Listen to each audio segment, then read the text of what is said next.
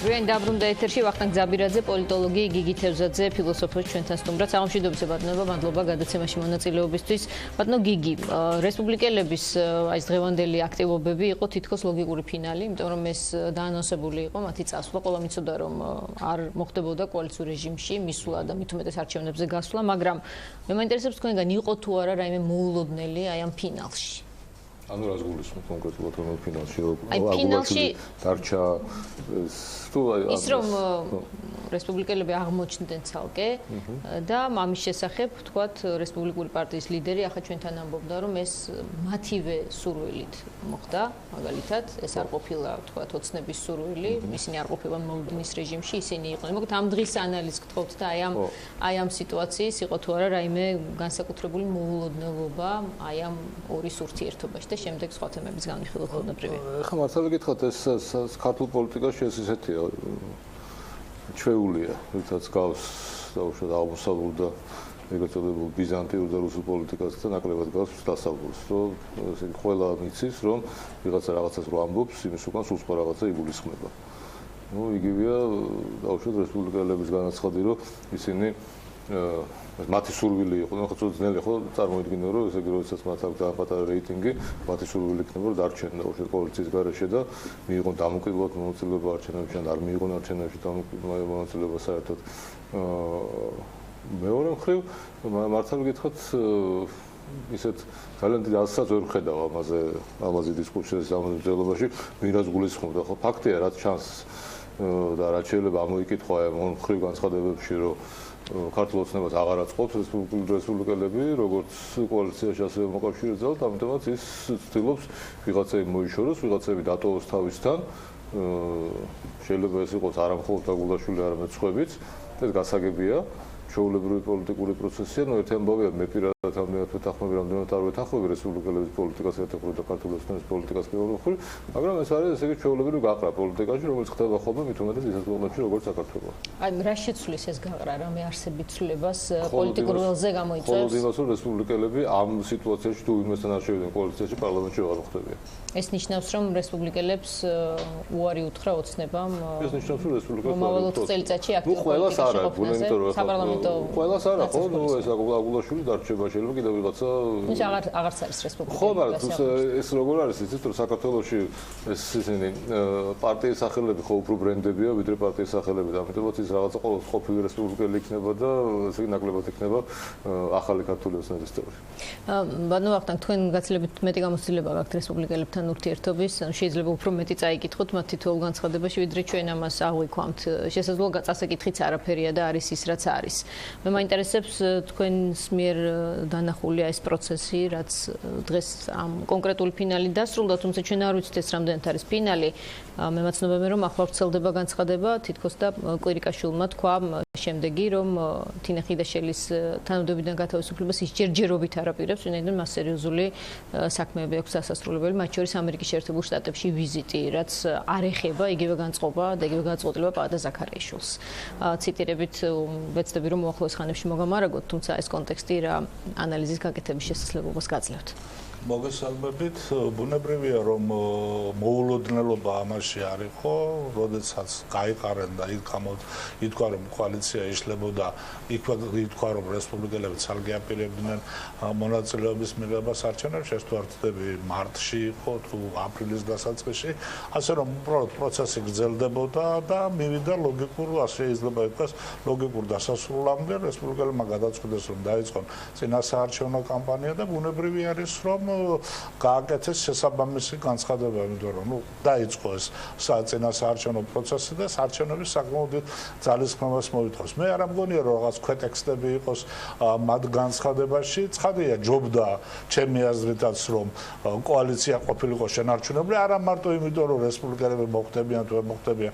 რესპუბლიკელები იყვნენ პარლამენტში, რესპუბლიკელები იყვნენ პარლამენტს გარეთაც, პირველი შემთხვევაა რომ მთავრობაში იყვნენ, აქამდე საერთოდ უარს ამბობდნენ მთავრობაში მონაწილეობაზე, ასე რომ ეს ცალკე პრობლემაა და ეს შეიძლება ითქვას მათი პრობლემაა, ქართული პოლიტიკის პრობლემა მაინც და მაინც ეს არაა. ხო, ამიტომ პრობლემას აქ ვერ ხედავ და ვერც ქვეტექსტებს ვერ ხედავ, რა თქმა უნდა, შეიძლებოდა გადადგომის პროცესი ცოტა გაჭიანურებულიყო, მაგრამ ეს ცოტა რა ბოლოვად არის 30 დღე არჩევნებამდე. ანუ 8 სექტემბერი ალბათ. ეხლა როგორც ჩანს ახლა დავაზუსტებ, სწორედ ამას გულისხმობდა პრემიერ-მინისტრი, მან თქვა რომ ამერიკაში ვიზიტის შემდეგ იქნება გადაწყვეტილება. რა არის რომ ეს პროცესი ეს არ იღებს უბრალოდ ამ გადაწყვეტილებას, ხო, რა თქმა უნდა, იმიტომ რომ ძალიან დიდი აჟიოტაჟი იყო რომ აი თუ კოალიცია იშლება, რატომ მინისტრები არ ტოვებენ აქ ძირითადად ლაპარაკი იყო არა შეუსაბამობებზე, იმიტომ რომ ნუ ახლა თუ ლაპარაკობთ დასავლურ ღირებულებებზე, კოალიციები ჩვეულებრივი მოვლენა ახლა ეგ და ასე არ ხდება რა. მინისტრი პარტიის საქმეს არ უნდა აკეთებდეს, მინისტრი სახელმწიფო საქმეს უნდა აკეთებდეს. მაგრამ ნუ ასეთი იყო ყოველ შემთხვევაში ზეწოლა და ახლა პრობლემა გახდა ის რომ საკმაოდ ნაყოფიერი იყო ხიდაშელის მოღვაწეობა ამ პოსტზე ვარშავის სამის გულისხმობ, ახლა მე გონია რომ ბუქარესტის სამიტის შემდეგ ასეთი მნიშვნელოვანი დოკუმენტი და საერთოდ სხვა მასში გადავედით განზომილებაში ჩვენი და ნატოს ურთიერთობა ზოგადად ახლა ნუ ამის დრო ახლა არ არის, მაგრამ ზოგადად მინდა ვთქვა, ამიტომ რაღაც პროცესი არის დასასრულებელი, როგორც ჩანს და ძალიან სწორია პრემიერი თუ ეს პროცესი უნდა დასრულდეს და ჯობია იმ ადამიანმა დაასრულოს, ვისაც რაღა ამ საქმეში გამოცდილება უკვე აქვს და ვისთანაც უკვე შეთანხმებულია რაღაცები. ალბათ ლაპარაკი არის იმაზე, რაც ობამამაც გააჟღერა თუ გახსოვთ, რომ საჰაერო თავდაცვაში სფეროში ჩვენი და ამერიკის როგორც ჩვენი პარტნიორის თანამშრომლობის შესახებ. ნუ გადადგომა ყოველთვის მოესწრება და ეს პრობლემა რა თქმა უნდა არაა. ბატონო გიგი, აი ამ პროცესის, რასაც კოალიციის დაშლა ერქვა მმართველი კოალიციის მიზანი, როგორ ფიქრობთ, ქართული ოცნების მხრიდან იყო ის, რომ მართლაც და მრავალპარტიული გარემო შეექმნა და დემოკრატიული პროცესი. ეს ქართული ოცნების შემოვლელმა თქვა? ეს გვინდაო? დიახ, ეს თავიდანვე ითქვა, რომ შემდეგ არჩევნებში ჩვენ ერთად არ ვიქნებით. იდეა ეს იყო, რომ კოალიცია დაიშლება, იმიტომ რომ იყოს პარლამენტი უფრო მრავალფეროვანი. ეს ივანიშვილის იდეაც არის. ხო, მე ვფიქრობ, რომ მრავალფეროვანი რეალურად გაიყო, მე მაინტერესებს თქვენი აზრით ოცნების და რესპუბლიკელების, ისევე როგორც უფრო ადრე ალასანიას პარტიის მოსაზრებები და კონკრეტულად რაში. იცით, მე ხლა, ნუ რაც შეეხება ისე სამარჩევლო და ისე ესე კონტექსტები რო არ იყოს, მაშინ ამდენი ლაპარაკიც არ იქნებოდა საჭირო, ხო? ბუნებრივია. ამდენი ახსნა. ვინ რა გააკეთა და რატომ თქვა. არ ვიცი რა იყო, ახლა რა თქმა უნდა, ახლა ეს ბავშვური მიზეზია, რომ მრავალპარტიული პარლამენტი იყოს, პარლამენტი ისედაც იქნება მრავალპარტიული, ყოველგვარი ოცნების იმის გარეშე, დაშლის გარეშე, ნუ დღეს ყოველში ეს ჩანს და ცხადია. რაც შეეხება იმას თუ რატომ, ნუ მე ვფიქრობ, რომ ეს ნაკლებად არის საგარეო პოლიტიკის გამო, იმიტომ რომ როგორც ნახეთ ამ ბოლო წლების განმავლობაში უყურეთ, პრინციპში ძალიან ცოტა რამე არის დამოკიდებული კონკრეტულ ხელისუფლებაზე. ანუ რას იზამს მაგალითად ნატო ან რას იზამს ამერიკის შეერთებული შტატები. ასე რომ ეს რაღაც ისეთი ხაზია, განსაკუთრებით ახლა ბოლო დროინდელი შემთხვევები, როდესაც აი გუშინ დაიწყო მე მგონი, ხო, ეს იმაში შავ ზღვაში ეს მოკავშირეთა ფლოტის მანევრები, იმის მიუხედავად რომ ბულგარეთის პრემიერი იყო წინააღმდეგი ამისი. გამოდა თქვა რომ მას ეს არ მოწონს, მაგრამ ეს მანევრები მაინც დაიწყო, საქართველოს მონაწილეობა მაინც არის მასში, საჰაერო თავდაცვაში ესე იგი მითი ხელშეკრულებით, რომელიც დაიდო უკაცრავად მემორანდუმით, რომელიც დაიდო საქართველოს და ამერიკას შორის ეს თავდაცვა ღრმა თანამშრომლობა თავდაცვაში ხდება. ასე რომ არ ამგონია რომ ეს ყოფილიყო საგარეო პოლიტიკის გამო, მე ვფიქრობ რომ ეს მაინც არის რაღაცა შიდა ქვეყნის შიგნით. რა რჩება ასთა სხვადასხვაობის საფუძველი. რაც ყოველთვის რჩება ხოლმე საქართველოში, ეს არის ძალაუფლების გაყოფა ქვეყნის შიგნით. ანუ ვის რა გავლენის სფეროები აქვს და ვის რა უნდა ამ ქვეყანაში რომ აკეთოს. მე ვფიქრობ რომ ეს იყო ისე მთავარი ამბავი და ვფიქრობ რომ მთავარი ამბავი იყო რის გამო ჯერ ალასანია გამოიყო იმას ქართულ ოცნებას და ეხლა რის გამოც რესპუბლიკელები გამოიყო, თუმცა ალასანია მე მაინც ვფიქრობ რომ ალასანია შეიძლება ძალიან ბევრი გაუკეთეს ინიციირება რომ წასულიყო, მაგრამ ბოლოს მაინც თავისი წავიდა, იმიტომ რომ მას როგორც ნახეთ წამოსვლის დღიდანვე დავინახოთ რომ მას ჰქონდა რეიტინგი და შეეძლო დამოკიდებულად მოძრაობა, რესპუბლიკელებს რეიტინგი არასოდეს არ ჰქონიათ, ამიტომაც მე ამ შემთხვევაში უფრო ვფიქრობ რომ ეს იყო მაინც იძულება ქართული ოცნების მხრიდან რესპუბლიკელებს. ანუ ესე იგი პარტია, რომელსაც მათთვის პრინციპში ახლა როგორც მათი პოზიციიდან ალბათ უხერხულობის მეტი არაფერი არ მოუტანია კოალიციაში ყოფნის დროს. ბატონო ვახტანგ, როგორ ფიქრობთ, რა ველი რჩება? ახლა ჩვენ დღეს რესპუბლიკელებზე ვსაუბრობთ, უნებრივია, მაგრამ შესაბამისად ყველა მთელს პოლიტიკურ ველზე მინდა გადავიტანო ეს თქვენი მოსაზრება და გთხოვოთ პასუხი. რა ველი რჩება დასავლური და ლიბერალური ღირებულების პარტიებისთვის პარლამენტში?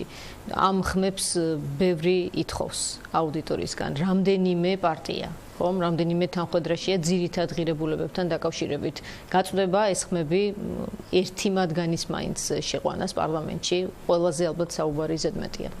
ну ეხლა ცოტა სიტუაცია ოდნავ შეიცვალა, იმიტომ რომ ну აქამდე იყო ლაპარაკი იმაზე, რომ ქართული ოცნების საგარეო კურსი იდგა კითხვის ნიშნის ქვეშ, მაგრამ ну ეხლა არ ამგონია რომ ეს ისევ კითხვის ნიშანი ისევ რჩებოდეს. არც ეს მგონია თლად სწორი, რომ დაუშვათ საქართველოს ხელისუფლებას საერთოდ არაფერს არ წყვეტს და ეხლა ნატოსა და ამერიკაზეა დამოკიდებული, მივიღებთ წვნებში მონაწილეობას თუ არ მივიღებთ.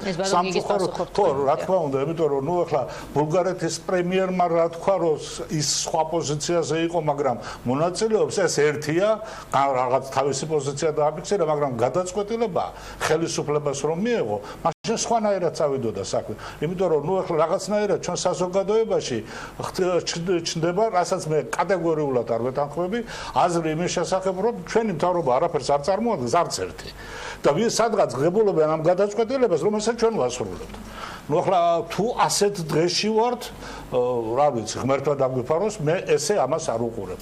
გონია რომ საქართველოს ხელისუფლებას ყოველთვის, ყველა ხელისუფალს ქონდა იმის საშუალებაც და ნება სხვა საკითხია, რომ თავად მიიღო გადაწყვეტილებები.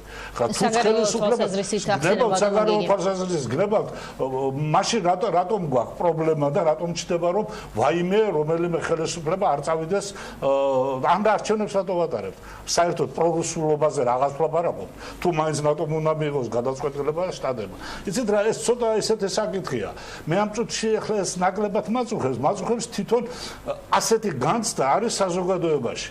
რომ საქართველოში პროცესები ხელისუფლება ესეც წინაც იმის წინაც ყველა იმართებოდა რაღაც რომელიღაც ცენტრიდან, ან მოსკოვიდან, ან რა ქვია ვაშინგტონიდან და საქართველოს ხელისუფლება გამოდის ყოველთვის მარიონეტიდან.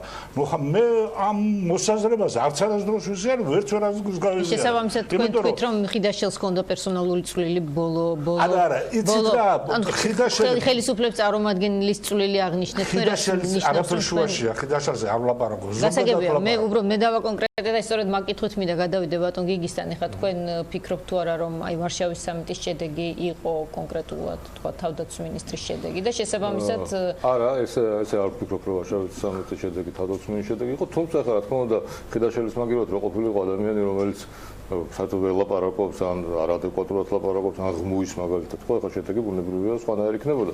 თუმცა გლობალურად ეს შედეგი ალბათ მაინც არ შეიცვლებოდა. ახლა რაც შეეხება იმას, რომ საქართველოს ხელისუფლება მარionეტი, რა თქმა უნდა არ არის მარionეტი, საქართველოს ხელისუფლებას ყოველთვის შეუძლია, ესე იგი, შეცვალოს რადიკალურად ის კურსი, რომელიც არის მაგალითად დასავლეთში, საქართველოს მიმართ და იმ ტერიტორიების მიმართ, რომელიც საქართველოს მომიჯდავია, მაგრამ ნუ გარდა ამისა, რა თქმა უნდა, ინტერესებისგან, ნუ ახლა გონიერი ხელისუფლების ამოცანას ეგ არის, რომ თავისი ინტერესები, საგარეო ინტერესები და შიდა ინტერესები ერთმანეთს დაამტკიცოთ. თუმცა რა თქმა უნდა, ამ შემთხვევაში ახლა აი ესეთი რაღაცა რო თქვათ რა, მაგალითად შავი ზღვის ფლოტის შექმნის იდეა რა თქმა უნდა საქართველოს არ მომდინარეობს, მაგრამ საქართველოს მთავრობა რო არ შეეწინააღმდეგა იმას, რომ საქართველოს იყოს მონაწილე შავი ზღვის ფლოტის პანელში, ეს რა თქმა უნდა სახელმწიფო მთავრობის დამსახურება, იმიტომ რომ შეიძლება უბრალოდ ეთქვა, რომ ვიცი რა, ისევ ჩუტყვავილი აქვს ჩვენ ჯარისკაცებს და მე აღარ მივიღეთ ჩემი ჯარისკაცები რო იქ მივლენ, ესე იგი ყველა ის იმას დაიწამლება მთელი ეს შავი ზღვის ფლოტი და მანევრებს უღარ გააგრძელებს. ამიტომაც ყოველთვის რა თქმა უნდა ეს არა მე ყოველ შემთხვევაში არ ვამბობ, არ მგონია საქართველოში ვინმე ამბობს, რომ ეს ქართული ხელისუფლება მარიონეტია, მაგრამ ყოველთვის არის რა თქმა უნდა ქართული ხელისუფლების მიერ ადეკვატური პასუხის კითხვა ყოველთვის დგას, რადგან ადეკვატურად უპასუხებს ის გარედან მოსულ შემოთავაზებას და ვის შემოთავაზებას. ხო, ერთი მხრივ შეიძლება ეს იყოს რუსეთის შემოთავაზება, რომ გაუგზავნოს მას საქართველოს სამხედრო პოლიციის საბუთები, და მეორე მხრივ ეს შეიძლება იყოს ჯონ კერის და იმის ნატოს შეთავაზება, რომ მონაწილეობა მიიღოს იმაში შავი ზღვის მოკავშირეთა ფლოტის მანევრებში. ჯერჯერობით საქართველოს ორივეზე დადებითად უპასუხა ორივე შემოთავაზებაზე, ნახოთ ბავშვებს შემდეგ თავრობებს რა დილემები და რა პრობლემები დაუდგება გარედან. ბატონო ვახტანგ, როდესაც გასულ კითხვაში მე ვიკითხებ დასავლური პოლიტიკური ძალებისთვის რა ადგილია, არ მიგულისხმია არც მართველი პოლიტიკური ძალა, არც მთავარი ოპოზიციური პარტია. მე ვიკითხე უფრო პატარა პარტიებზე, რომლებსაც აქვთ ბარიერთან ახლოს ყოფნის პრობლემა. მე მაინტერესებს ახლა ბატონი დავით ბერძენიშვილი ამბობდა ჩვენს ეთერში, რომ 6-7 პარტია შეიძლება მოხვდეს პარლამენტში. ალბათ ძალიან მაღალი აქტივობა ჭირდება ასეთ შესაძლებლობას. თქვენ როგორ ფიქრობთ ამ თვალსაზრისით, რა განწყობებია აუდიტორიაში, სულ სხვადასხვა რეიტინგები ქვეყნდება და აბსოლუტურად გამორიცხულია წინასაარჩევნოთ რაიმე პროგნოზზე იყოს საუბარი ამ ურთიერთგამომრიცხავი რეიტინგების ფონზე, იმიტომ რომ მე ყოველდღურად მასპინძლობ პოლიტიკოსებს და ყველა პარტია თავის რეიტინგს გვთავაზობს, თუმცა ბუნებრივია არის უფრო ისეთი წარმომადგენლობითი ორგანიზაციები, რომლის რეიტინგებიც უფრო დამაჯერებელი. იცით როგორ არის საქმე, რომ ჩემი შეფასებით დღევანდელი პოლიტიკური სპექტრი შეიძლება სამ ბლოკად გაიყოს. ეს არის პირველი ბლოკი, რომელთაც პრობლემა 5%-იანი ბარიერის დაძლევის არ აქვს. ესაა ქართული ოცნება და ნაციონალური მოძრაობა. შემდეგ მოდის ერთი 7 პარტია, რომელსაც აქვს შანსი რომ ეს ბარიერი დაძლიოს.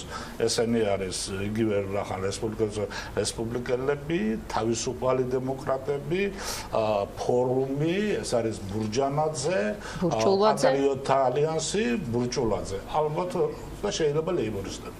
ეს არის მეორე ბლოკი, რომლებიც ახლოს დგანან აი ამ 5%-იან ბარიერთან და არის კიდე პარტიები, ზოგი ახლად შექმნილი, ზოგი ძველად შექმნილი, რომელთაც ჩემი აზრით არანაირი შანსი იმისა, რომ გადალახონ ეს ბარიერი არ აქვს. აი ეს შუა ჯგუფი როგორ იმუშავებს და როგორ საარჩევნო პროცესს როგორ წაიყვანს, მგონია ამაზეა დამოკიდებული. ხა მე ხშირად ლაპარაკობენ იმას, რომ აი რესპუბლიკელებს არანაირი შანსი არ აქვს და ასე შემდეგ. იცით რაშია საქმე? ამას ზეპირი განცხადება ცოტა სხვა რესპუბლიკელებს ყავთ მცირე, მაგრამ თავისი ამორჩეველი. და ამ ამორჩევლის რაოდენობა დაახლოებით 70,000 ამორჩევლის შემერყევს. დაახლოებით ეს რაოდენობა. ეს სხვადასხვა არჩევნების შედეგით ამბობთ ამ რიცხვს? ყველაზე ესეთი არჩევნების შედეგი, როდესაც შემთხვევითი ხმები რესპუბლიკელებისთვის მიცემული, შემთხვევითი ხმები იყო მინიმუმი. ლაპარაკობ 2008 წლის არჩევნებზე. როდესაც ორი დიდი ჯგუფი არსებობდა, თუ გახსოვთ, ეს იყო ნაციონალური მოძრაობა და გაერთიანებული ოპოზიცია და რესპუბლიკელები გავიდნენ ცალკე. აი იქ იმდენად დიფერენცირებული იყო ამორჩეველი და მოტივირებული, რომ რესპუბლიკური პარტიისთვის ხმას მიცემდა მხოლოდ ის, ვინც არის მისი ერთგული ამორჩეველი. ეს არის დაახლოებით 75,000 ხმა. ეხლა თუ დავიწყებთ არჩევნებისზე ლაპარაკს, უნდა ვთქვათ კიდე ერთი რამ, რომ გააჩნია რამდენი ამორჩეველი მოვა. თუ 1,5 მილიონი მოვიდა, რა თქმა უნდა, გადალახავენ, იმიტომ რომ 5% სწორედ 75,000-ია. თუ 2 მილიონი ამორჩეველი მოვიდა, მაშინ დაჭირდებათ კიდე 25,000 ხმა. აი ამას ვლაპარაკობ. ეს აქედან გამომივარ და ეს არის. დანარჩენი პარტიები ზუსტად იგივე სიტუაციაში არიან. არა მგონია რომ რომელიმე კარგი იქნება თუ ბლოკი გაკეთდება, ვთვლი რომ ჩემი მხრიდან სწორი იქნება აი ეს დაყოფა, რომელსაც თქვენ ბრძანებთ. ლაპარაკობ არა იმ ორ პარტიაზე, აქეთ დიდ ბლოკზე, სადაც არის იდეოლოგიური და გნებავთ ღირებულებითი თანხმედრები, ის მათ გააკეთონ თუმცა ამის პერსპექტივა ნაკლებად ჩანს ამ მომენტში. ხო, სამწუხაროდ ქართული პოლიტიკა ამით ნამდვილად გამოირჩევა. და შემდეგ იწყება ყოველთვის წუწუნი იმაზე, რომ აი არ გამოვიდა და რა ვქნათ, იმიტომ რომ ეს ბლოკი თუ გაკეთდება, შეიძლება აღმოჩნდეს მესამე ძალა. წინააღმდეგ შემთხვევაში იქნება ცარიელი სივრცე. აი ბატონ გიგისაც მინდა ფინალში ვკითხო. სივრცე არასოდეს არ რჩება ცარიელი. აი სწორედ იგივე თემასთან დაკავშირებით.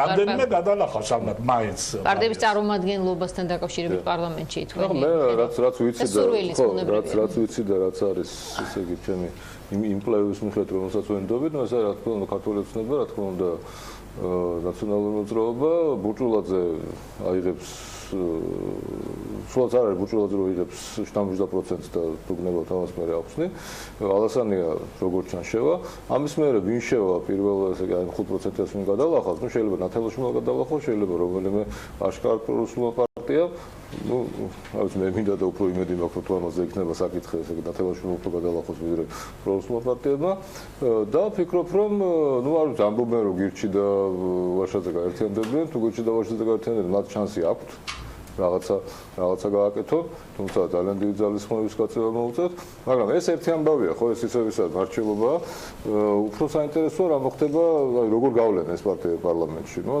ქართული ოცნება როგორც ეს კვლევები აჩვენებს, აიღებს სადღაც მე როგორც ვფიქრობ ესე იგი რამდენადაც ვიცი როგორ ხდება ადმინისტრაციული რესურსის გამოყენება მმართველობის მიერ, ნუ სადღაც აიღებს ალბათ პროპორციულში 40%-მდე, მაგრამ ამის შემდეგ მას დაჭირდება დაახლოებით 40-45 ხმა მაჟორიტარული სიიდან რომ გაიყვანოს. ეს მე მგონი ადვილი არ იქნება მისთვის ამის გაკეთება.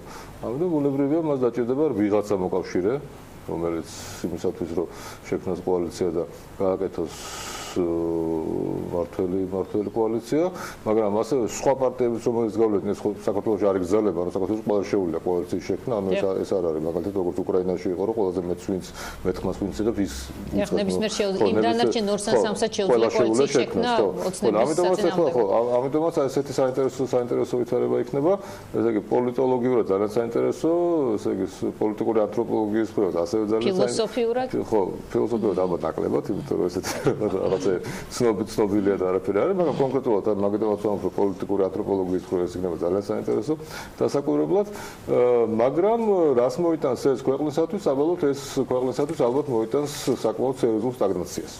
თქვენ ასე ვფიქრობთ? კი, იმიტომ რომ როცა ესეთი კოალიციებია, როცა ესეთი გასული პარტიებით იქნება კოალიციები და ფაქტიურად ყველაფერი ხდება პარტიებს შორის მოლაპარაკების შედეგად, თუმცა ყველა შეიძლება რაღაც რაოდენობის ხმა რო დააგროვოს და თუნდაც თავის კანონები გაიტანოს ან თუნდაც თავის კომენტარში ბევრი ამას მიიჩნევს, რომ პირიქით დემოკრატიზაციის დემოკრატიზაცია აღნიშნავს იმას, რომ ეს არ იქნება სტაგნაცია ქვეყნის განვითარების. შეიძლება იყოს ძალიან დემოკრატიული და შეიძლება იყოს ძალიან სტაგნაცია, მოხდეს ესე იგი სრული სტაგნაცია. თან ახლა მით უმეტეს ხო დღევანდელი ამბავია, რომ ეს ირლანდიის 2015 წლის ეკონომიკური ზრდა 26% იყო. ხო წარმოგიდგენიათ რა რამხელა ის არის ეს თან დაახლოებით ჩვენი ის ქვეყანა ხო ჩვენი პარამეტრების ქვეყანა ხო და ეს რატომ მოვიტანეს 26% იმიტომ რომ ეს 26% არის ძალიან დიდი ეროვნული კონსენსუსის შედეგი ირლანდიაში და ძალიან ესე იგი ღრმად გათვლილი პოლიტიკით განვითარების იქნებოდა ეს ეკონომიკა იქნებოდა ეს განათლება თუ ამ შემდეგ ამ ქართულ პარტიების პროგრამებში მე არაფერი მსგავსი არ ნახე გარდა იმისა რომ ესე იგი ერთმანეთს სასწრებენ ვინ რამდენი მოუმატეს პენსიას არჩევნებში მოგებიდან მეორე დღეს თუმცა ეს პრინციპში შეუძლებელია მეორე დღეს ამ პენსიის მომატება და პრინციპში არანაირი ძირეული ეკონომიკურ რეფორმებზე და ძირეულ პოლიტიკურ რეფორმებზე მაგალითად აი რაც ირლანდიის შემთხვევაში იყო რომ მათ ძალიან სერიოზული რეფორმა ჩაატარეს განათლების და ამით მიაღწიეს ძალიან ბევრს ბავშვებს მათ არჩევანი ჰქონდათ ინფრასტრუქტურის განვითარება გაეკეთებიათ უფრო შინაარსობრივი ცვლილებები და შინაარსობრივი ცვლილებებზე გააკეთეთ სომით აი გუშინ დღევანდელმა ინფორმაციამ აჩვენა რომ სწორი ფსონი იყო ესა არაფერი მსგავსი მე ესე იგი არც ერთი პარტიის იმაში წინასაარჩევნო განცხადებაში არ მინახავს ასე რომ მე ვფიქრობ რომ შეიძლება ეს იყოს დემოკრატიული მაგრამ შეიძლება ეს იყოს ამავე დროს დემოკრატიული და ამავე დროს ძალიან დიდი სტაგნაციის წინაპირობა რისი უფლებაც საქართველოს ნაკლებად აქვს აი ეს არნიშნავს იმას რომ დავუშვათ რომ ერთპიროვნული მოხდეს დავუშვათ რაღაცა მოგაიმოჯოს მაშინ არ იქნება ეს სტაგნაცია მაგრამ როცა მრავალპარტიულია მთავრობა და კოალიცია მრავალპარტიულია მაშინ შეიძლება იყოს თქვენი აზრით რა სტაგნაციას გამოიწვევს აი ჩვენ კი ვაპირებთ უკვე დასრულებას თუმცა ამ თემაზე სტაგნაციის მძიმე პერსპექტივაზე რა ზოგადად გიგი ამბობს თქვენ ფიქრობთ თუ არა რომ ეს შესაძლებლობა არსებობს საჯერბოროტო საკითხია იმიტომ რომ ამ შემთხვევაში ცოტა სხვაგვარად უნდა შევხედოთ რა ჭირდება ქვეყანას იქ როდესაც ვლაპარაკობთ ირლანდიაზე იქ დალაგებული და დაწყობილი სიტუაცია ჩვენ ჯერ კიდე ვერ დავტოვეთ საბჭოთა კავშირში ვცხოვრობთ ანუ ვაგრძელებთ ამას ჩვენ გონია მეტი დემოკრატია გვჭირდება და ამისთვის ეს პარლამენტი ვერ იქნება ახლა ვარსკვლავებს ვერ მოწყვეტავს მაგრამ ჯობია იყოს ჭრელი პარლამენტი ვიდრე იყოს ერთპარტიული პარლამენტი. თუმცა არის რაღაცა ვარიანტი, რომ აი როდესაც ესეთი პარლამენტებია და ესეთი ჭრელი პარლამენტია ძალაუფლება შეჭრელია, ძალიან კარგი ესე იგი სივრცე შეიძლება შეექმნეს მცირე და საშუალო ბიზნესის განვითარებისათვის, რაც რა თქმა უნდა